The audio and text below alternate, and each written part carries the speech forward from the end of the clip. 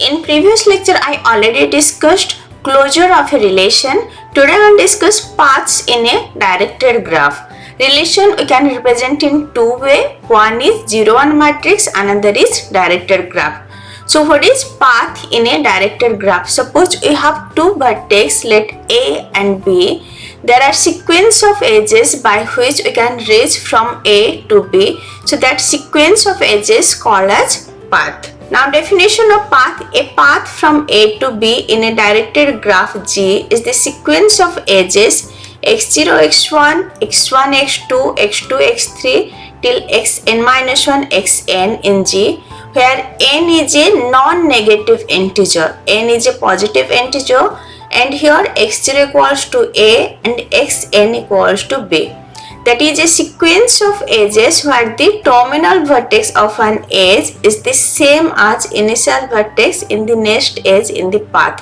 Suppose there is a path like A, then x1, x2, x3, then B. So there are some edges and it is the path. Now in this edge, x1 is the terminal vertex, then in the second edge, x1 is the initial vertex. Like this, here x2 is the terminal vertex of this edge and x2, x3 edge, x2 is the initial vertex. So this path is denoted by x0, x1, x2 till xn-1 xn and has a length n. We view the empty set of edges as a path of length 0 from A to A. A path of length n greater than equals to 1 that begin and end with the same vertex is called as circuit or cycle. This is important. If starting vertex and end vertex is same, then this path called as circuit or cycle. Let's see one example that you will clear. Now example 3. One diagram is given. Which of the following are path in the directed graph shown in the figure? Some paths are given. What are the length of those that are paths and which of the path in this list are circuit?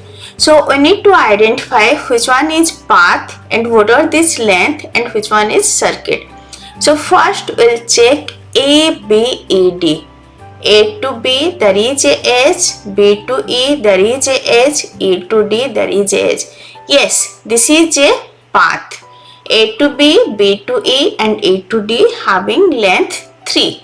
Next A, E, C, D. So A to E, then E to C, then C to D. C to D there are no edges. For C there is just one outgoing edge. To B there are no edges from C to D. As there are no edges from C to D, so A, E, C, D is not a path. Next B, A, C, B, A, B. So we'll start from B, B2 will go to A, then from A we'll go to C, where is C? Here is C, then from C to B, then B to again A, then A to A, then A to B. Yes, there is a path and it is a cycle also. Next DC. From D to C there is a edge. So there is a path having length 1. Next CBA. From C to B then B to A. Yes, there is a path having length 2. Next EBABABE. So from E will start, from E will go to B, then from B will go to A, then from A will go to B, then from B again will come to A, then from A will go to B, then from B will go to E. Yes, there is a path and it's a path of length 6. It's also a cycle. So there are two cycle or circuit like BAC, BAAB and EBABABE. These are circuit because they are start and end with same vertex. And the path ABED, CBA and DC are not circuit because these are not start and end with same vertex. I will discuss details about path in graph theory. There is a path from A to B in R if there is a sequence of elements like A, x1, x2, xn minus 1b with A, x1 belongs to the relation, x1, x2 belongs to the relation and xn minus b belongs to the relation. If that all sequence belongs to the same relation, we can say there is a path. Now transitive closure, I already discussed transitive closure. Finding reflexive closure and symmetric closure is easy, but transitive closure is difficult when we add one order pair. Maybe we need to add another order pair based on that. So like this it will continue. Okay, so that's why it is difficult. We may use the Worcel algorithm for finding transitive closure. Now definition 2, it's about connectivity relation. Let R be a relation on set A. The connectivity relation R closure consists of the pair AB such that there is a path of length at least 1 from A to B in R. Means there is a path of length at least 1. There may be length 2, length 3, length 4, multiple length, but length should be at least 1 from A to B. Then we will say that it is connectivity closure. So you can say A, B are connected if there is a path from A to B. So it's a connectivity relation R closure. Theorem 2, the transitive closure of a relation R equals the connectivity relation R closure.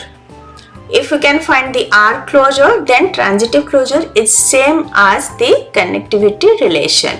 Theorem 3, let MR be the 0, 1 matrix of the relation R and the set with n elements, then the 0, 1 matrix of the transitive closure R closure is MR closure equals to MR union MR power 2 MR power 3 union MR power n. If we will find all the matrix, their union will be its connectivity closure. We can use Worcel algorithm for finding transitive closure, or we can say connectivity relation, as transitive closure is same as connectivity relation. I already discussed Worcel algorithm in algorithm dynamic programming chapter. Just go through that lecture that you can easily find transitive closure of a relation. With this I am finishing closure of a relation. In next lecture I will discuss equivalence relation. If this lecture is helpful for you, please like, share and subscribe. Thank you.